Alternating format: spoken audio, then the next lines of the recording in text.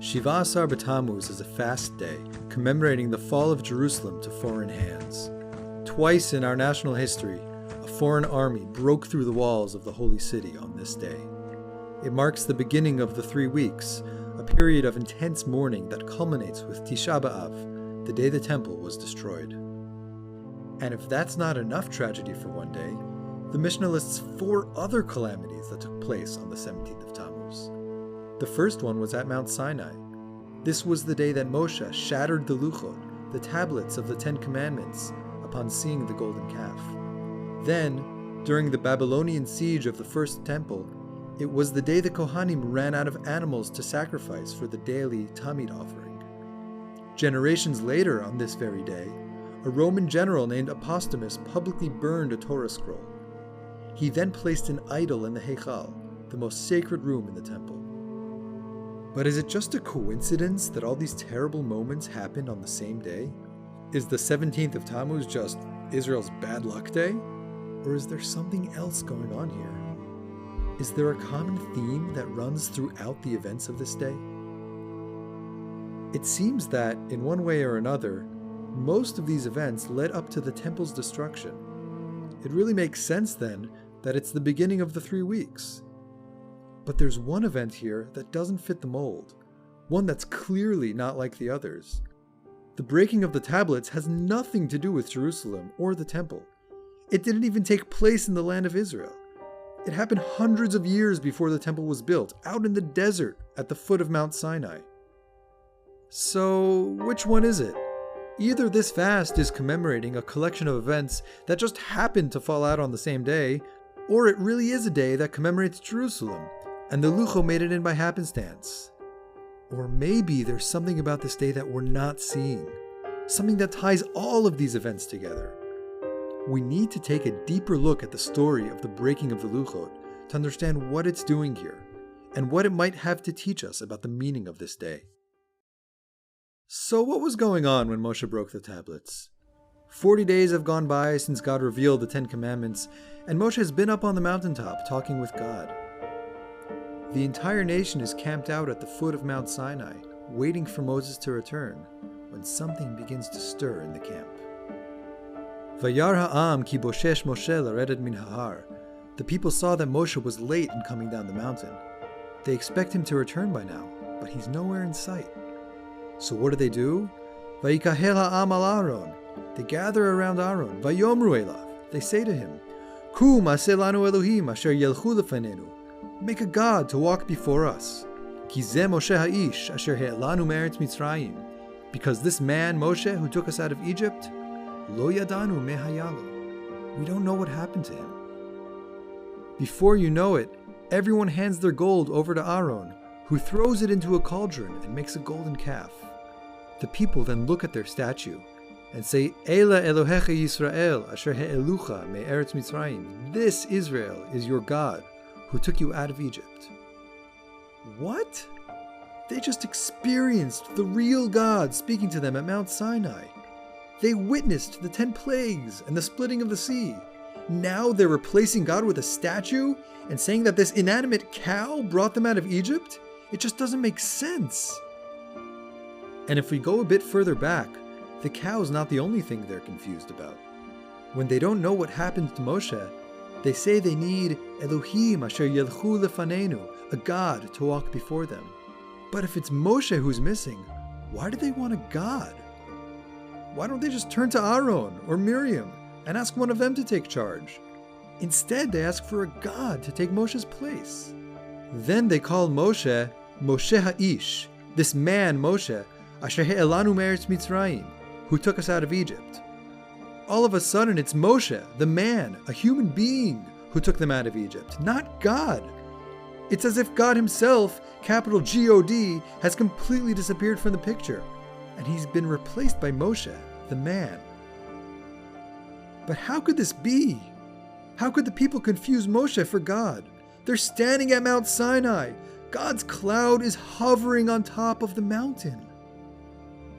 It seems really strange, but ask yourself, is this the first time the people tried replacing God with Moshe? Was there another time they wanted Moshe to take on God's role, to stand in his place? It happened right here at Mount Sinai, just 40 days earlier. When God revealed the 10 Commandments to the nation and spoke to them directly, they went into a panic. It was so overwhelming for them, they thought they were about to die. They turned to Moshe and begged him, Daber ata imanu v'nishma'a. Please, Moshe, you speak with us. Ve'al yidaber imanu Elokim. Don't let God talk to us anymore. Pen namut, lest we die. They couldn't handle this direct contact with God. They wanted Moshe to be their intermediary and speak in God's place. And now, they're waiting for Moshe to come down the mountain, and he seems to have disappeared. What could have possibly happened to him? Maybe they think that Moshe died up there. Maybe he's not coming back. This is what happens when you get close to God. No one can relate to God directly, not even Moshe himself.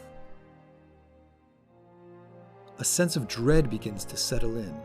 Suddenly the people are on their own, stranded in the desert. They're camped around a mountain without a plan or a map, and now without their guide.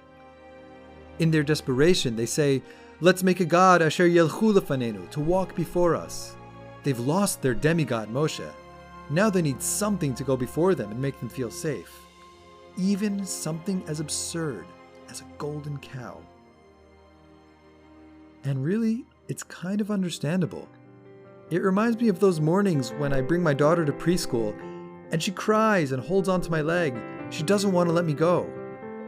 But then I reach into my pocket and give her something of mine, a handkerchief, or even a crumpled up picture from my wallet, and the tears stop. She clutches the object in her arms, smiles at me, and we kiss goodbye. All she needs at that moment is something to hold on to make her feel like I'm still with her. Now this is cute when it happens between a child and a parent. But when we do this with God, it's a real problem. Because when it comes to God, a security blanket isn't a sweet memento. It can actually distance us from God. And this is exactly what happened with the golden calf. First, the people had Moshe to speak to them instead of God. But soon enough, they're saying it was him, not God, who delivered them from Egypt. Then, once Moshe is gone, they're too scared to be alone with God. They need a second line of defense. So they build a statue in his place, and it becomes their symbol for God. It wasn't so much an idol for them to worship, as it was an attempt to protect themselves from God.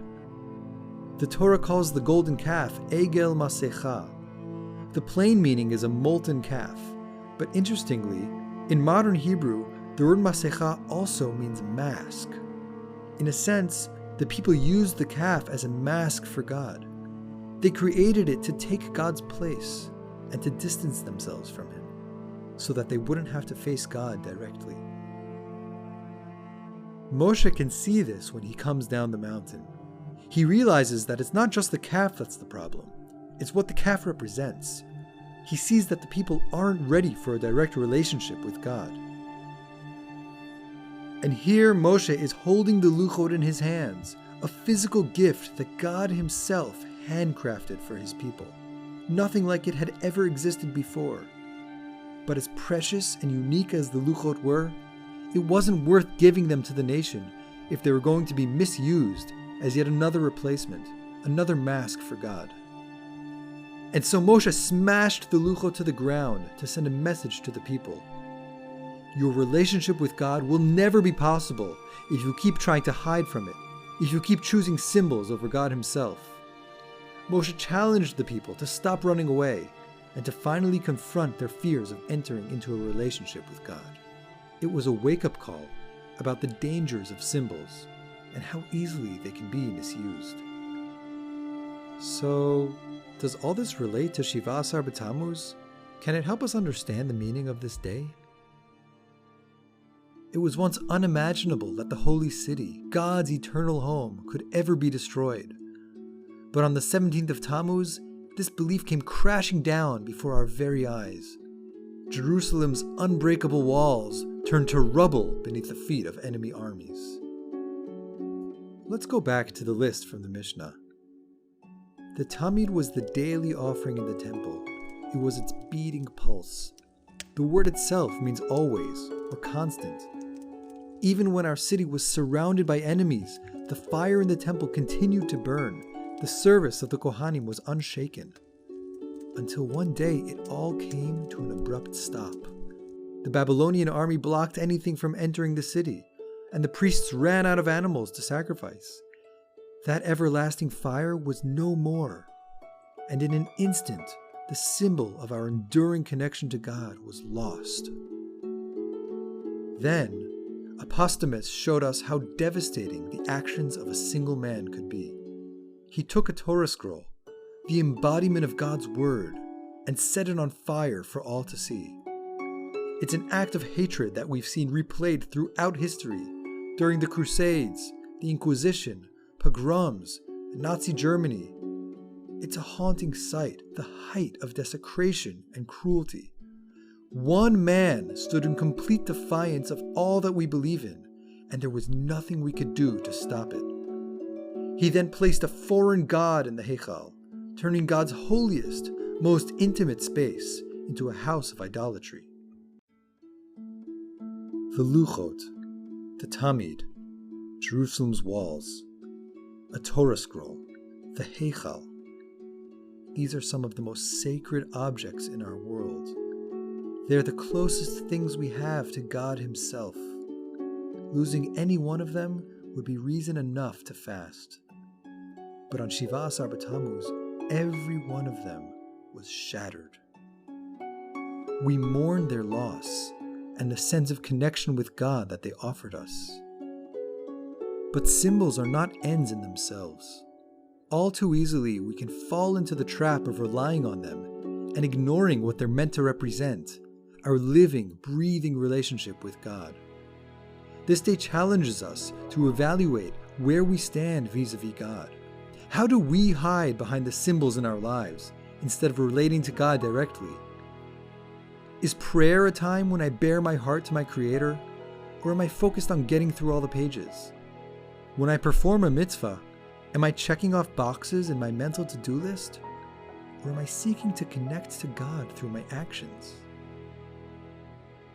Shiva Asar B'Tammuz pushes us to confront these difficult questions. It's a time to look beyond our symbols and relate to the foundation of our relationship with God.